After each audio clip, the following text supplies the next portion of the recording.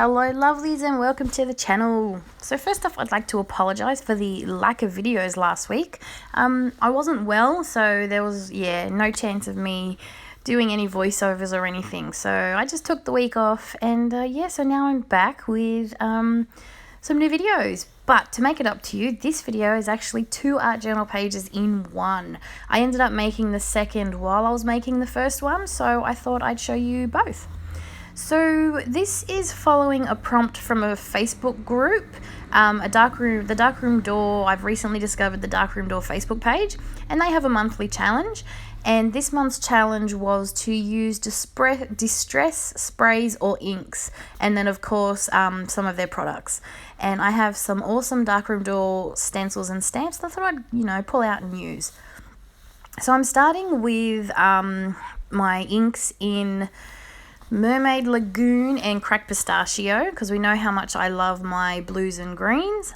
And then this is one of my Darkroom Door stencils, and I'm using Picket Fence Distress Spray.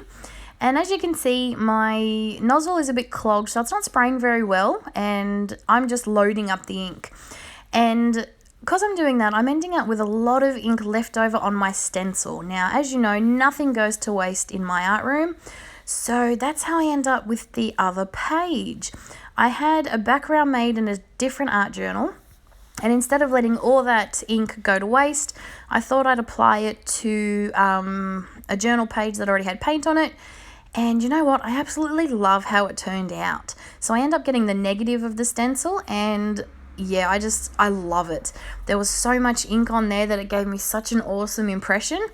And yeah, I absolutely love it. So that page ends up actually being my favorite, considering this is the one I started with. So all I did was I applied my ink, and while it was still a little wet, I did some ghosting with just some plain water through a stencil, and then because they're distressed inks and they're water reactive, it took off some of the ink and left me with the impression of my stencil. And then I've used the white through my star stencil, and as you can see, it is a little opaque, but because these are water reactive inks, it's sort of, even though I've used the white and it is opaque, it's sort of taken on a bit of the colour from behind it, which leaves me with a really nice light sort of impression. So this is where I want to try something new. I love Instagram. We know how much I love Instagram, and on there I've seen some posts lately of people using altering playing cards. So just a random deck of cards. And I thought this would be great for a focal image. We know how much I love to use focal images, but sometimes I get stuck just feeling that all my pages look the same. So I really wanted to try altering some playing cards to use on my page as a focal image. So that's what I've decided to do. Now, I went and raided my husband's poker chips. He's got a whole bunch of random decks in there. And I got him to pull out some cards from a few incomplete decks. So I've got a nice little stash that I think I might do a video on, of actually doing a bunch of cards. But for now, I made these cards specifically for this page. I probably should have used a different colour ink to contrast, but I had these colours out, and you know me, if they're on my desk, I'm going to use them. So I probably should have grabbed a different card. A different colour, I mean. But so I'm just using the same colours, and I've just sprayed them onto some plastic, and then I'm just smushing them into the plastic just to give me a nice little base. So then, like I said, nothing goes to waste in my art room, so I'm just using the leftover ink on another page, which will eventually become a background. So as you can see, they don't really contrast much, and I wanted to do something about that, so I get out my black gesso, and then my good old brayer. I love using my brayer. It's one of my favourite ways to apply paint, and I just love the grungy look it gives. So I'm just going around this card with my brayer. I'm not caring that it's overlapping and making a bit of a mess. Doesn't bother me at all. Now, originally when I did this, I had thought to emboss with white my focal stamp, but I totally spaced on that and forgot to do that. So instead, I'm going to use black paint because I had it out. Doesn't give me the best impression. I don't think I put enough paint. It was a little too dry. And yeah, the black sort of blends in a little with the black on the edges, but it still works. I make it work. But yeah, ideally what I wanted to do was heat emboss this with white. I don't use my embossing powders much. Even though I have my my heat gun right next to me, I use it more to dry rather than to use. But yeah, I'd like to get back into embossing. It just gives a really great impression and just a really nice image. So maybe when I get around to doing some more of these cards, I'll do some embossing. So again, nothing goes to waste, and I've added some water to my black. I'm using a block, and I do this a lot. I use my stamp blocks as palettes. I really shouldn't. They're really getting pretty dirty, but I find it's just the easiest way for me. So I use put my paint on a stamp block, and then it's just easy to control and do what I want with it. I just added some water and added some black splatters to go underneath my card to sort of help that contrast a bit from the background.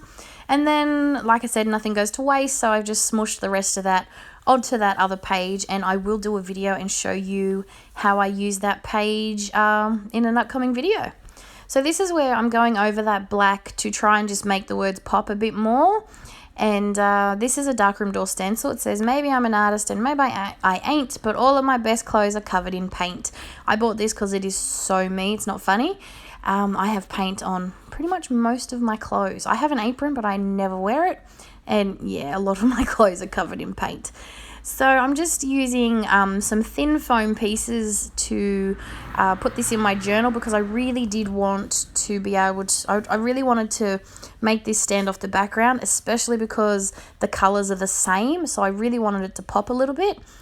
Yes, I'm using foam in my art journal, so it's going to make my art journal a little bit chunky, but I don't care.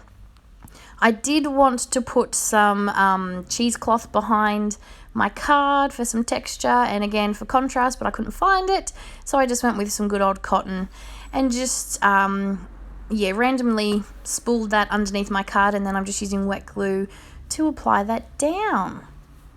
So I was a little unsure if I should leave this page just empty. As you can see, I'm trying to work out if I need something on the left hand side. But in the end, I decided to leave it because I really like the playing card focal image. And so this is where I'm going to work on the other page. Now, as you can see, the page on the left I had done in a previous video, and I had leftover paint, so I applied that to the right-hand side of my journal. Now, this is what happens when I have excess paint. I never get rid of it. I put it into a journal somewhere.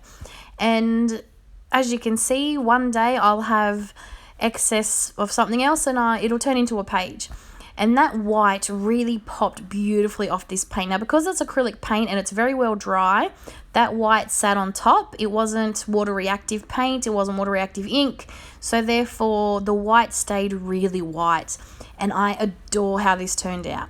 So this is another darkroom door stencil set that I had, a stamp set I had. It's one of my favorites, so I decided to use the same prompt to finish this page off, because I might put them both in the Facebook group, because I absolutely love how this turned out. I love how that white really contrasts with the pink and the purple in the background. And I love stars. They're most definitely my favorite shape. So I decided to just stamp some of them onto some cardstock, and then I'm going to fussy cut them out. Now, because I have used ink and it's a textured cardstock, as you can see, it's not a very dark impression, and that bothered me. So I go back in with my Stabilo All Pencil on my big star, color it in a bit just to make it a bit darker. I really wanted these stars to pop off this page.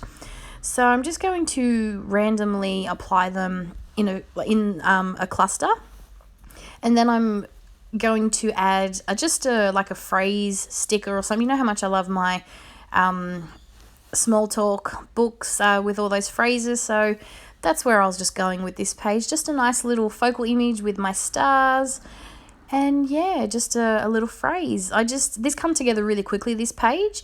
It was already, the background was done. Once I applied the stencil, it had a really nice contrast. So yeah, it was really easy to come together, and that's what I love about cleanup pages. So if you have a spare journal and you have excess paint, throw it on a page. It's always easy to make a page when it's already been started, when you've already got some color down, when you've already got a base. And that's literally how this page came about. The background, the purple and pink, was from a page a couple months ago, and then I threw my stencil on it, and next thing you know, I'm inspired to make a new page, and voila, nice and simple.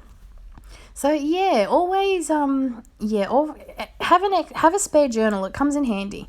If you don't have one, a lot of people start with the small, like the 5x8 Dylusions. This is my big Dylusions that I adore. I love the paper in this. And yeah, I love being able to jump from one journal to another. So, as I said, I'm just going to apply my phrase, and that's it. This was a very simple page, just adding some stamps as a focal point. And yeah, I love it. This is probably my favorite of the two. So that's it from me. Thanks for watching, and I will be back real soon with a new video. Bye for now.